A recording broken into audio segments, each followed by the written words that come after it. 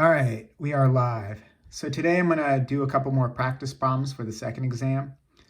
And the first problem I'm going to consider is a CSTR. So we have an inlet flow rate concentration coming out, an outlet flow rate coming out.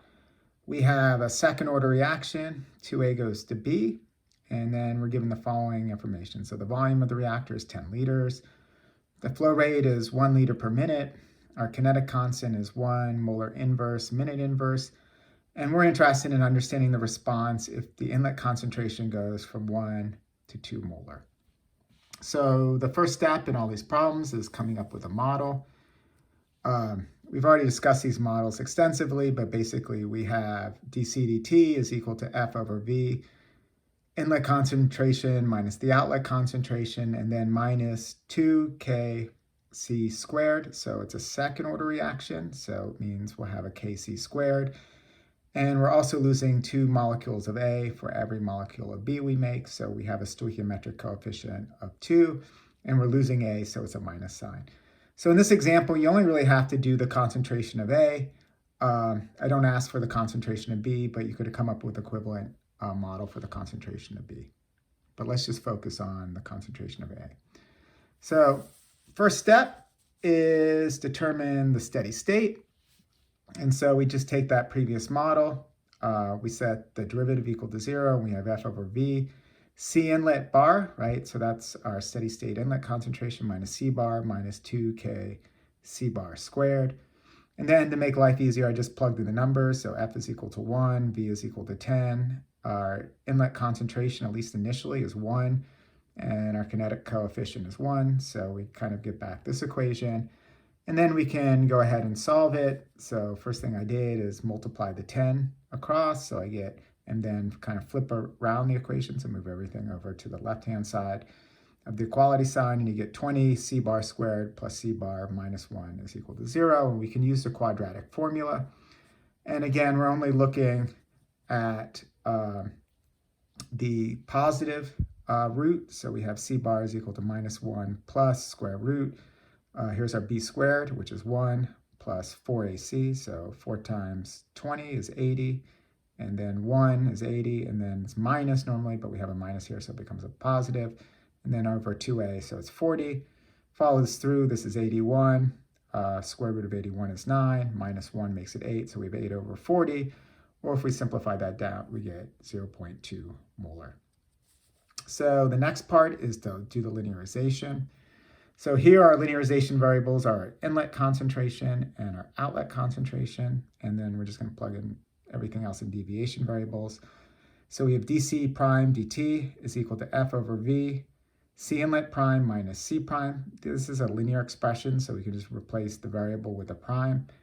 And then when we take the derivative of 2K C squared, we get 4K C, and then that part's evaluated at steady state, so it becomes 4K C bar, and then we multiply it by C prime. So this quantity right here, again, this is the partial with respect to C, and then we're evaluating at our steady state value.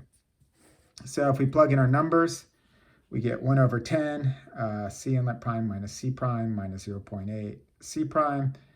And then we can just rearrange this, so basically multiply everything by 10, and we get 10 dc prime dt plus 9 C prime is equal to C inlet prime. And this is kind of standard form for our, at least for our first order differential equation. And then, actually, this is not standard form. The next one is standard form, so we take the 9 and we divide through by everything. We get 10 ninths dc prime dt plus C prime is equal to 1 over 9 C inlet prime. And so that's kind of our linearized first order differential equation. So the next step is we have the linearized differential equation. We take the Laplace transform of this, so this becomes SC, C, and then we have 1/9 C inlet prime. And basically we get a transfer function, first order transfer function where the gain is 1/9, and then the time constant is 10/9 S plus 1, and then we have our C inlet prime. So this tells us the transfer function from our inlet concentration to our outlet concentration. And then, of course, our deviation variable C prime is C minus C bar, which in that case is C minus 0.2 molar. And then C inlet prime is C inlet minus C inlet bar, which is C minus 1 molar. So the last thing is to look at a response. So the question was, what happens when our inlet concentration goes from 1 to 2 molar? In terms of deviation variables, basically we're taking this and subtracting by 1. So this is basically going from 0 to 1 molar. And then our basically a jump from 0 to 1 is basically just a unit step. So C inlet prime is just 1 over S. So we have a unit step response. So in terms of the real variables, so I should emphasize that this is C and not C prime. Basically, we're starting at 0.2. That was our initial steady state. Our gain, if I go back over here, our gain is 1/9. So we know we're going from 0.2 to 0.2 plus 1/9. And then our time constant is 10/9. So we're starting here at 0.2. We have our first order response. All right, our gain is 1/9. So it's 0.2 plus 1/9. And then we have our 2/3 point. So it's 0.2 plus 2/3 times 1/9. So again, it's 2/3 this rise from our first steady state to our next steady state. And then we're at that 2/3 point, our time is equal to 10 over 9 minutes. And so that would be the solution for the first example problem. So next one is another CSTR. So in this case, we have, again, a CSTR, except this time it's a first order CSTR. So we have an A goes to B reaction. Once again, parameters are pretty much the same. Inlet concentration is 1 molar. Our volume is 10 liters. But now our flow rate is going from 2 to 1 liter per minute. So we're kind of throttling down the flow rate into the reactor. And then our kinetic constant is 1 minute inverse for this problem. So our model is just a standard first order CSTR. So dC dt is equal to F over V, our inlet concentration minus our outlet concentration minus Kc. So steady state, again, we're setting the derivative equal to 0. And so we have F over V, C inlet minus C bar minus Kc bar. So since our two variables of interest, so our flow rate, right? So we're, varying the flow rate, and we expect our outlet concentration to vary. And so here I put the bar to emphasize we're fixing these values at their kind of steady state values. All the other ones are constant in this system. And then you plug in the values. So our flow rate is 2, our volume's 10, our inlet concentration is 1, and then K is 1. So we have 1 minus C bar minus C bar. We multiply the 10, and we get 2 minus 2 C bar minus 10 C bar. So we got basically 2 minus 12 C bar, which tells us that C bar is 1/6 molar, or 2 over 12. So next part is the linearization. So we have dC prime dt. And so this first quantity is the partial with respect to F evaluated at the steady state. So if I come back over to my equation, basically if I take the derivative of this right-hand side with respect to F, I get C inlet minus C all over V, which is C inlet minus C over V, and then I evaluate at the steady state, so I put a bar over the C. And then the second part is the right-hand side with respect to C, which is F bar over V plus K. And then we multiply it by our variable, which in this case is C prime. And then if I plug in numbers, I get 5 over 60 F prime minus 12 over 10 C prime. And then if I rearrange this into standard form, I get 10/12 dC prime dt plus C prime is equal to 5 over 72 F prime. And of course I can further simplify it because 10 over 12 is 5/6. So now we go to the next part, which is the transfer function.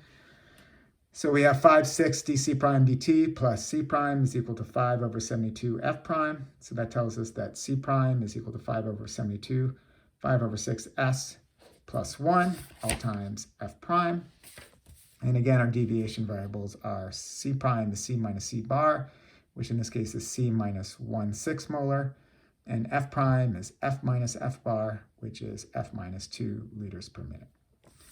So the next part is the response. So again, we're asked what happens if the flow rate goes from 2 to 1 liters per minute. So in deviation variables, basically we're subtracting 2 here. So that becomes 0, and now it's going to minus 1 liters per minute in deviation variables, which is basically equivalent to a step input with magnitude minus 1. So with the -1, that tells us that our curve's going to be going down rather than up. And so we draw our picture out. So initially, our initial steady state is 1/6. And then basically we're going to a new steady state, which is 1/6 minus 5 over 72, right? So that's our gain of our transfer function. So if I come over here, again, our gain is 5 over 72, right? We have a first order response, which is going downward. And then we have the 2/3 part. So 2/3 to that next steady state. So that's 1/6 minus 2/3 times 5 over 72. And that occurs when our time is equal to our time constant, which in this case is 5/6. And I might as well put units there, which is minutes for the system. And so that would be the solution for the second problem. So the last problem I asked, basically I gave you different kinds of transfer functions and I asked you to sketch the response. So I like these problems a lot. So imagine we have a transfer function 10 over s plus 5 and we're asked to sketch out the unit step response for this. Whenever you have a first order system, it's probably best to get into standard form. So if we just divide top and bottom by 5, this becomes 2 over s over 5 plus 1. So our time constant is 1/5, our gain is 2. And so when we sketch out the response, again, it's a first order response, the gain is 2. And then when our time is equal to 1/5, we're 2/3 to 2, or 2/3 to steady state, and 2/3 times 2 is 4/3. So that would be kind of our time constant value. Next example is g is equal to -6 over 2s squared plus 4s plus 2. I like to put this in standard form, and so this becomes -3 over s squared plus 2s plus 1. Now, with a second order system, we can address this two ways. So the first way we can do it is we can just calculate the poles using the quadratic formula. So we have minus b, which is -2, plus or minus square root of b squared, which is 4 minus 4ac. And so a is 1, and a is 1 and c is 1. So we get 4 minus 4, and then we get over 2a, which is 2. And basically this simplifies out. Basically this cancels out, and we get -2 over 2. And so our pole is -1, and we know there's two poles, right? Because we have a quadratic equation, which tells us that we have two roots, and so we have two roots at -1 and -1. So basically what we're saying is we can take the system and just refactor this out and write this as s plus 1, basically s plus 1. So it's like two first order systems in series. The other way to do this is just to look at tau and chi. So again, our standard form here is k all over tau squared s squared plus 2 tau chi s plus 1, right? So that's kind of the standard form for a second order system, and then we can just match the values. If we match it in this case, right, looking at this equation right here, we get tau is equal to 1 and chi is equal to 1, and that tells us that we have a critically damp response. And the other way we know we have a critically damped response if we have two repeated poles, right? So that's critically damped. And so then we sketch the response. So the key thing is we have a gain of -3, right? So we know our system is going to go to -3 for unit step response. So here's the -3.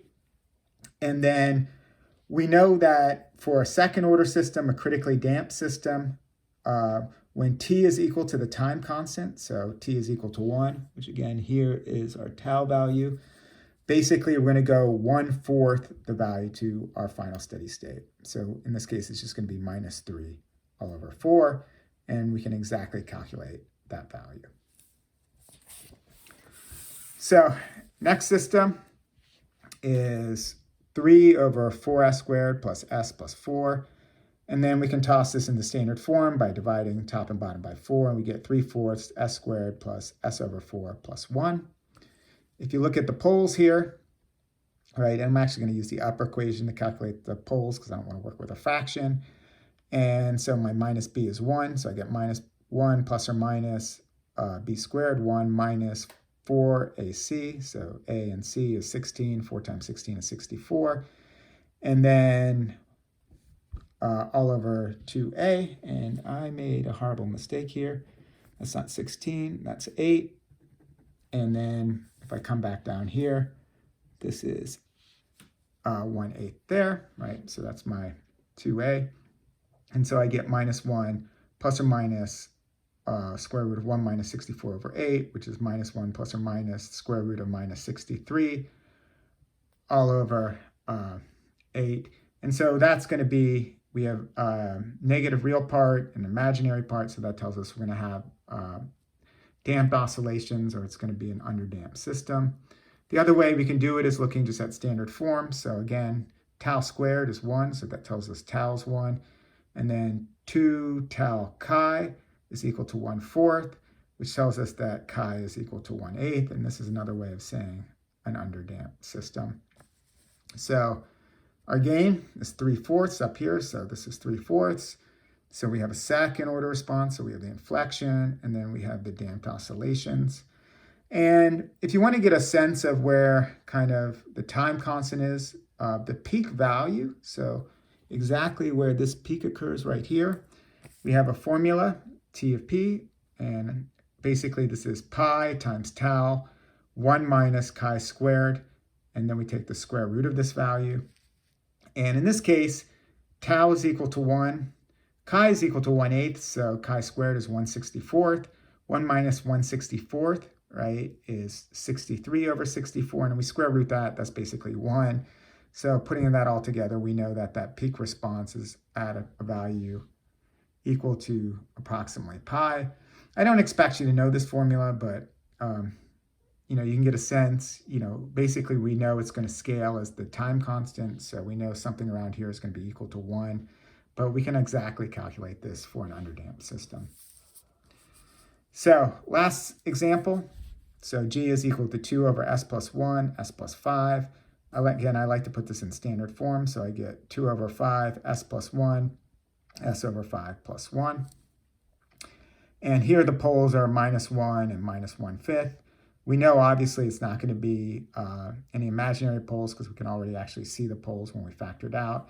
And so this is an overdamped system. And so again, we're going to have a second order response, right? It's going to the gain, which is 2/5. And then, the time, and I didn't put actually where this is, but somewhere around here, this is just basically equal to our two time constants, so tau 1 and tau 2. And our first time constant is 1, our second time constant is 1/5. So I'm just adding these two together. So roughly the rise is going to occur around 6/5, whatever units you're working with. All right. So those are the solutions. I also posted them online. I think there's an error on the online solutions posted, at least with, I think, the second example I did. The ones that I did today, I double checked, so those are correct. At least I hope so. If you have any questions or find any mistakes, just write them out in the comments section again, and I'll do my best to answer them. All right, stay safe. And on Friday, I will go through the exam from actually fall of 2018, and that'll be our last review for the final, and also go through a little bit, again, covering what material will be covered. All right, see you guys. Bye.